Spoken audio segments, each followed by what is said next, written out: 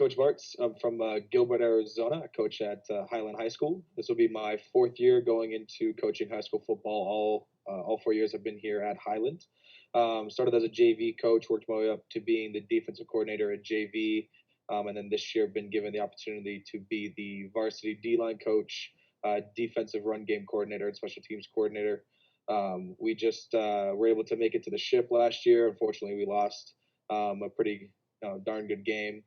So it's kind of a double-edged sword. You love the game, and it was fun to watch and be a part of, and the experience of it all. But obviously, coming up short is not something you wish for. But a lot of our guys, it was great to see them, get to that last step of the mountaintop. Just now, this year, we're focusing on being able to take that last step and how do we stay on track to get back up there.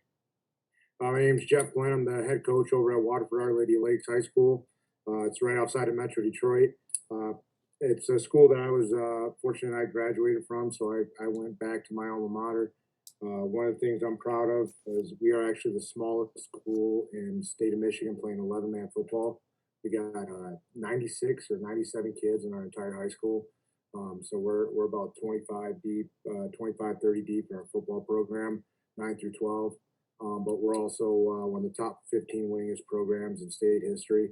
So we got a lot of history there, a lot of tradition. This will be my second year there. We had, along with being the smallest school, we were the youngest team in the state. We started 6 freshmen and 9 sophomores. 2 of the sophomores that never played football before. So we were a pretty young team, took our lumps for sure last year. But we got a good group of kids. And prior to this, I was a head coach at a school called Madison Heights Lamphere.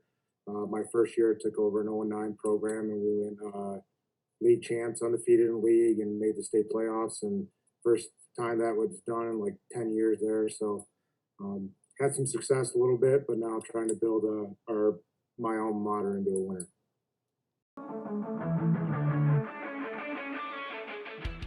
So what we're doing here is we're getting rolling into the game. So we're going to start with a jet motion by our X. Our X is one of our faster guys. It's not any type of read off of him. What we're going to end up doing is we're going to read that alley player. So we're going to run GT back into the boundary. Working off of that, we're going to basically read that depending on what that Sam does. Basically going to read it if he's going to try to bite down and leave us with the neutral number 2-on-2. We're going to flip that X with that H leading up to the safety. If that Sam just if he just tries to spike it or do whatever and try to stop off that edge presence, we're going to give it off underneath. So it's just a kind of an RPO type deal, right? But just instead of reading that backside end, we're going to be worried more about that Sam backer. Like I said, if he expands with the motion, we're going to hand it off. If he tries to pinch, then we're just going to flip that to the X that's running. Essentially turns into a bubble or a swing. And like I said, that H is going to loop out and try to block that alley defender, the safety. The corner will bump over to number 1, which is now the Y. So he'd now become 9x1 on top of the Y. And then pre-snap, though, looking at it, even though the H is behind the tackle, we would still treat that like a soft 2x2. So now once that X gets behind the line of scrimmage and starts going the other way, my free safety is now going to follow what we call our Raptor rules, which is our 3x1 stuff, where he's now watching for a vertical 3, meaning alignment-wise, he's getting to the middle of the field to obviously help us with numbers in case either flood, arrows, whatever happens on that side, we can get numbers to help us in the passing game. And then the stunt we're running is what we call will enter, which is just our will going into our B gap, our weak side end going C gap. Our nose, when this is happening, is taught to strike the chest of the center. He will be going strong A because our buck can still watch weak side A gap. And then our strong side end has cop rules, which means contain on pass. So he's firing off the ball, striking middle of the chest of the tackle, keying the knee of the guard. If the guard knee steps away in any sort of run type motion, he's immediately ripping across, getting into B gap. If he gets a kick step from his tackle, meaning the tackle just gets away from him, his job is to get into C gap for contain. That's like right off the snap the ball, our first steps. And then our Mike and Buck are reading guards for flow. So if they disappear or down block, obviously we fill there. We just have extra. Our Mike is kind of a free player here because especially if it's run, I've got my nose strong A, my end strong B, and my Sam the immediate edge player, which frees my strong safety to be force contain, my Mike to be flow spill. My Buck is slow playing, watching backside B, counter boot reverse, and then playing the underneath on the play side. And then obviously the Will's on a stunt into B gap trying to chase hip if there's like a pulling guard or something like that. Free safety's job here is to watch anything immediately vertical. So if anything spills late, like for play action or anything like that, and then he comes downhill.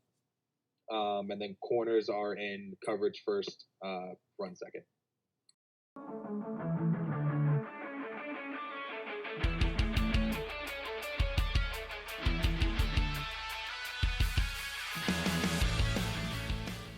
Super aggressive on defense. I like to hang around in a cover three, especially when it's short and I'm expecting run.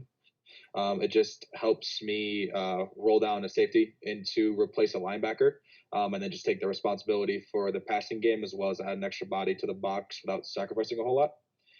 But this is what we call wham. So it's gonna be our Will and Mike, and then I tag Will exit and Mike Bob, which is like 2 independent stunts for them within telling them both they're going.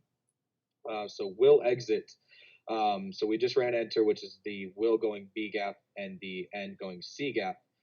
Exit is the same thing, except my Will is taking care of the B gap from behind. So our Will, obviously this conversation of our Will linebacker about timing the snap, getting used to cadences and things like that. At this point, we're already into the third quarter, down by 10, so we're probably getting beat up just a little bit, but it's enough of a play into the game to get an idea of it. Where he's supposed to time the snap and come off the edge and cut behind the tackle, and squeeze B gap from behind, and then our end will take contain. And then our nose is going to be going strong A because his job is just to get away from the stunt. So it's stunt obviously involving the Will and the end. Our Mike will be going B gap for Mike Bob, and then our end who's already in a 5 technique. We call that a crash technique where he's attacking outside shoulder. Dipping and ripping and setting the edge there. My Sam, who is going to be 4x1 on top of 2, is just keying his tackle. If he reads run, he comes and fills off the edge for like a soft force contain. If not, if he's got coverage, he's going to be slicing underneath 1. So hands on 2, slice under 1. Strong safety will roll down to replace the Mike and take the hook to curl responsibility if he sees pass. If he sees run, then he becomes immediate force player. Just downhill, like he's jumps to keep going as he reads his guard. Corner's obviously going to take his third. Other side going to take his third. But the way we do it, we don't just have them get into a back pedal, especially when they're kind of on islands like that. We have them buzz their feet and almost treat it like man, with the exception. So that's what's going to look for the backside guy who ended up one-on-one with the X receiver.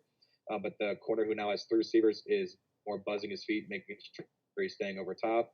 And then the free safeties watching for vertical 3 / crossers. And then the Bucks' responsibility is to fill weak side A to B, and then flow if it goes to the weak side. What it is just the air raid staple 8. So we're up by 10, right? We need to get more than anything. Not only, and we're third quarter, if I'm correct. We just need to move the chains. We need to keep the clock rolling. Obviously taking a little bit of that risk, but with it being second down and 3, figuring that you guys are in the need to make a play, I went with Y corner. So our protection, to start out, we're in what's called our nickel protection. So our right side is basically a half slide, half man. So our right side, we are going to lock on, okay, with that end, especially since he's a shade. That tackle is going to lock on. That guard is going to be looking up to the Mike. The center will basically lock in with the nose. Okay, and then the play side guard and play side tackle, the left guard and left tackle, they'll be scanning. They'll be working from, I believe, Coach, you called it the bandit. That's the guy opposite your Mike. Mm-hmm. He'll be scanning from there to the end, and the tackle will be looking from that end, scanning to that strong side backer, excuse me, that outside backer coming from the motion side. So if they get that pressure and if they have to slide, they'll just essentially bump that. The F will be responsible for the play side Sam. He's scanning the backer, but with him doing a rush route, he will just be going into the flat. So if I couldn't remember if you'd said that he was coming off, I believe you had him going into the hook flats. So if he were blitzing, he would just end up becoming our hot. We have the slot coming over. He's running just a regular slant route. Going to be working underneath backside. Excuse me, before I get going on. No, I'll keep going. The Z will be running a fin route. Okay, 5 and in or a hunt route. He's going to work in, trying to settle in the open area if he gets it. Like I said, the F is running that shoot route. Y is running the the corner route. 6 steps, going for aiming for the front pylon. And then on the backside, we've got the X running a slant. So the quarterback's just going to read with that pressure. We're probably looking, obviously telling our quarterback, take care of the ball. So we don't really want to take too many vertical chances. With you rolling over into kind of a 3 high look, a cover 3 look, he's going to basically work off of that slot to the Z down to the fullback, down to the F. And he'll take what's there, obviously knowing he's got to get rid of it. If he likes to match up backside, especially with that corner being off, depending on how that blitz rolls, he can take that slant as well.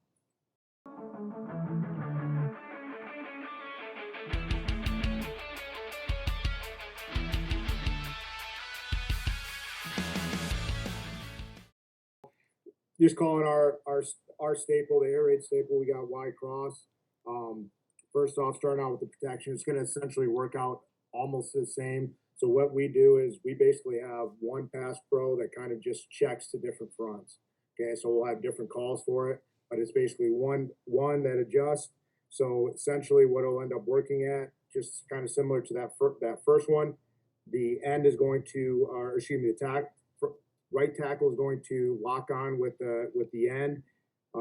Right guard is going to vertical set, looking towards the mic. If that nose works over, then he would obviously work. He would end up locking there. Mike will lock with that nose again, unless he shifts over into that field side B gap. Otherwise, he's locking on the nose. Guard and tackle left side are going to basically work off of that end. Your bandit and the will. They're just going to adjust over to it. The X, the front side receiver, will be running a mandatory outside release. He will, if quarterback sees press corner, if he sees them into a leverage he likes, he can take that shot. With you already at 9-1 pre-snap, unless you rolled it, we're going to be staying away from that. We had the F releasing off into a check release, so he's just helping there in case coach wants to bring a little bit of pressure. Otherwise, he's going to check release towards the short side. And then the Y. In this situation, since the Sam's so far over, he's technically going to be working under your mic over your bandit. Since your guys are too high, he's going to start working over flat. We've got the slot on the backside is going to be running a post. Okay, even though we've got kind of inside alignment, the hope is essentially you're going to be working off of that safety, push vertical. We tell our guys on our post, you're aiming for the near goal post. That way the quarterback has a solid aiming target or aiming point for his throw. And that way, especially on slants or corner routes, we don't got guys looking at 2 different spots. Then close it out with our Z. He's going to be running a dig curl. So he's going to push vertical inside, get over. If he sees an open window, he's going to sit down on it. If he doesn't, he's going to keep running, and then quarterback will work from the X down to the Y. Okay, again, X is just a peak. works over to the Y on the cross, S on the post, and then finally he'll close down with that Z on the dig route. Would be cover 6. We'd get cover 4 to the strong side, cover 2 to the weak side. But because you came out with the 3 receiver set, it almost just becomes our 3x1 Raptor check for key, which is our cover 4 look. That's why the safety would end up over top of the middle of the field. The corner would have isolation. Our strong side corner and our strong side safety are going to be keying number 2, playing cover 4 rules there. With the Sam on top of number 2, he's going to get hands on 2, slicing underneath 1. So wherever 1 goes, he needs to get underneath it and play the underneath. So if he gets vertical, he's going to squeeze the underneath of the vertical, force a high throw. If he's running an out route, whatever he's running, his job is to get underneath it and play through him. The call we'd make here as well would be probably shooter. Especially because of it being 3rd and 13, and you being an air raid coach, we would more than likely have that on film that you're probably going to throw here 95% of the time. And also, if you're going to run here, I'll take my chances at 13 yards and make a tackle. But with that being said, are going to check shooter with our Mike, which is going to have him do the same thing as the Sam's doing, except it was number 3. So get hands on, find number 3, get hands on number 3, slicing under 2. If he can do that, then we have a great job of getting 1 and 2 taken care of on that strong summer side while slowing down the 2 and 3 receiver. The Buck's job, because of the stunt, he has to play the running back out low hole. So if he sees the running back do anything other than run out to the backfield, he's going to take low hole. If the running back takes the swing to the single receiver side where we don't have a lot of help, his job is to get on his horse and get over there and take that. And it becomes man coverage for him. And it's going to be man coverage for that corner as well. But on the snap of the ball, even pre-snap, he's going to buzz himself down to around 5 to 6 yards to help himself out in that man coverage, buzz his feet, and then read and react. And then stunt-wise, what's happening is the strong side and who's in a 5 technique and a strong side knows who's in a 1 technique are just taking their gaps, creating leverage on the shoulder, trying to get pressure. And then on the weak side, like we showed in those last 2 stunts, my will linebacker is going to squeeze the tackle. But this time on the snap of the ball, he's looping to A gap. My end in the 3 technique is going to loop to contain. So trying to give like the tackle the same look each time, but now because it's a pass pro, trying to pull the guard to chase the end, to step and get the will to take that A gap away while the nose occupies the center. It's kind of what we're trying to do there. And then obviously free safety is going to be watching vertical 3. So if Y does anything other than go vertical, he's just going to sit over top. If he's got to help the backside corner, whether it's like a post or something like that, he's going to be sitting over top of that for that. Or any late crossers from the Z or the H coming vertical to the middle of the field.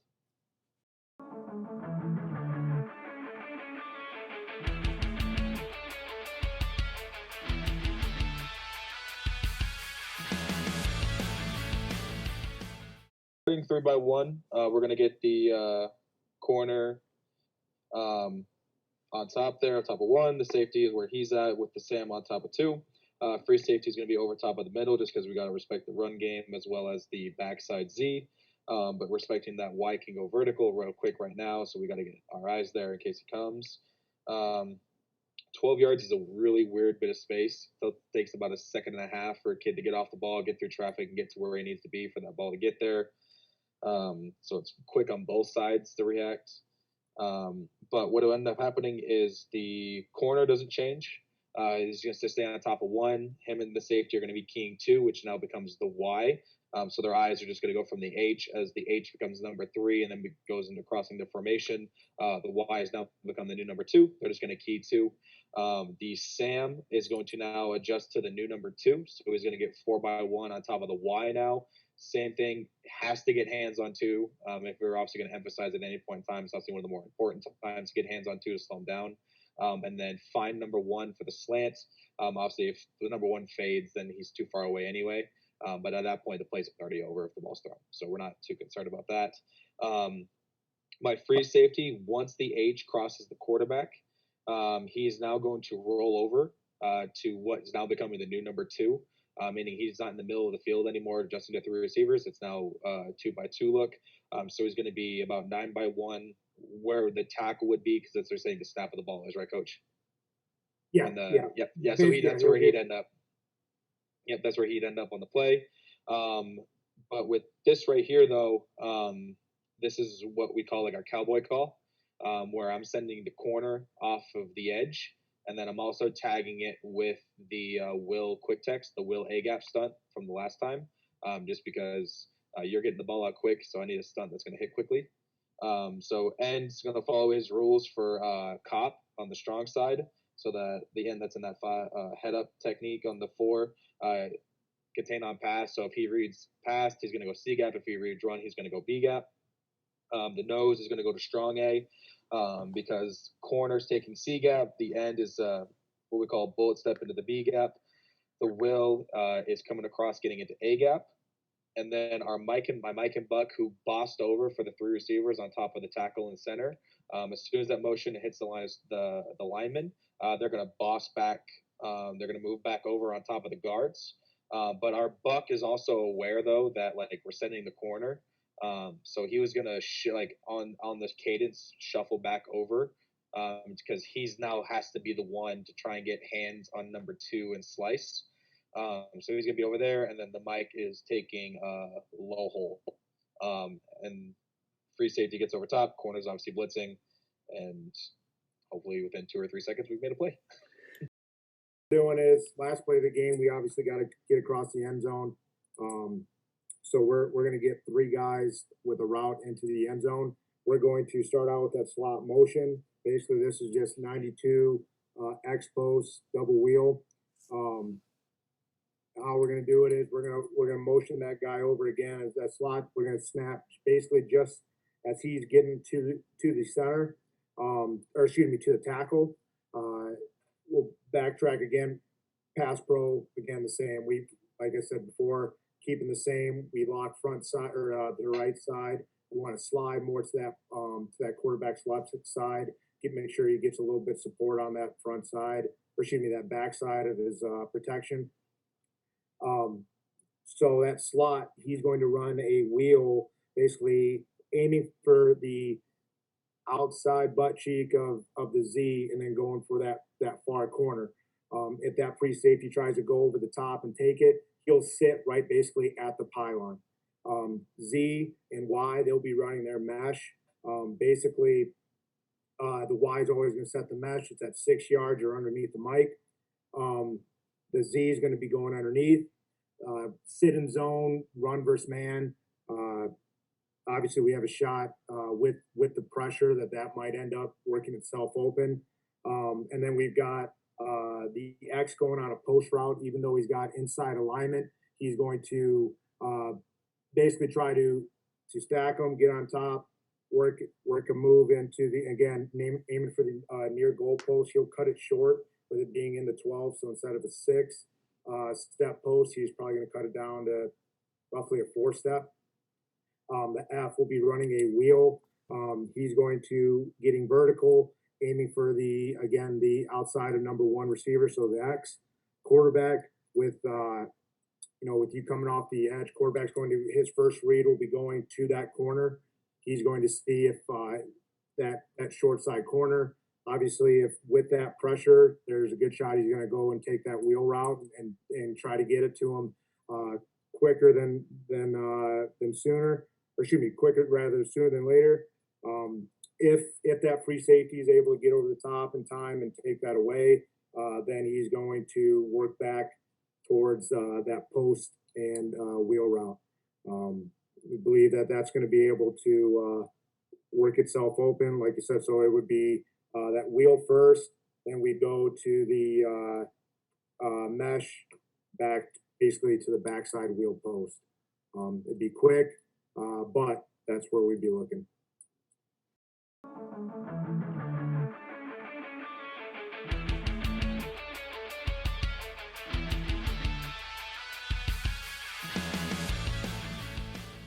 Well, first off, I want to thank you, Coach Sam. This has been a pretty cool thing. I've been following around.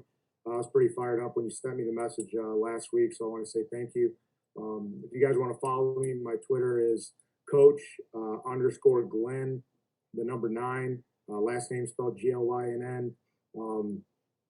Uh, Biggest thing I want to just say again, thanks to guys like you, Sam, guys all over the country that have been, the one good thing that came out of all this craziness is uh, the ability to network and work with guys all across the country. I got to give a big shout out to my guy Brian Pointer down in now in Seminole, Texas. He's been a huge help, not only schematically but also building up our program culturally, and he didn't even realize it. Um, I'm very thankful to be able to coach this game and coach it where I graduated from, similar to Coach Bartz. But again, thank you to guys like yourself, Sam. They're trying to grow this game. It's the best game on earth, and this was an honor to be on here. It was fun. I was excited about it, and thank you. Kind of piggybacking off of what Coach Glynn said, obviously, thank you very much for doing this. Definitely a major improvement to the COVID circumstance that we all had to deal with. Was, like you said, networking and getting to see all this, but also just like the access to information. I know a lot of the Glacier clinics weren't able to happen. A lot of these other clinics that usually get put on every single year obviously had to fall through because, of either protocols or circumstance or whatever it was. And so having this way to access this information at any point in time was a real major tool, especially in our last season when looking over things. I know there's a lot of special teams guys I looked into to kind of gain inspiration from, but it all starts with you, Coach. And so, say a huge thanks to that. Obviously, thank you for Coach Glynn for the competitive nature of today. That was a lot of fun to do, and seeing different formations and kind of seeing an air raid offense, and talking to guys from back east and things like that. I don't obviously get to see a whole lot of it being here in Arizona. Um, for everyone else, though, my name Coach Bartz on Twitter. It's gonna be the same thing, Bartz. I will shout out to Coach Rockfell, the head coach of our program. Coach Jason Lines, he's our current DC, the guy I'm working with every single day to try and get us back to the ship. And then Coach Timothy Cayley, he's the defense coordinator over at Sequoia Pathway. Just 3 guys who have been a lot of help and helped me gain the knowledge to be able to put this together and obviously know what I'm talking about when it comes to speaking about defense and things like that, and then putting their trust in me to obviously put in the work, put in the time. So a huge shout out to those guys and a huge thank you to them.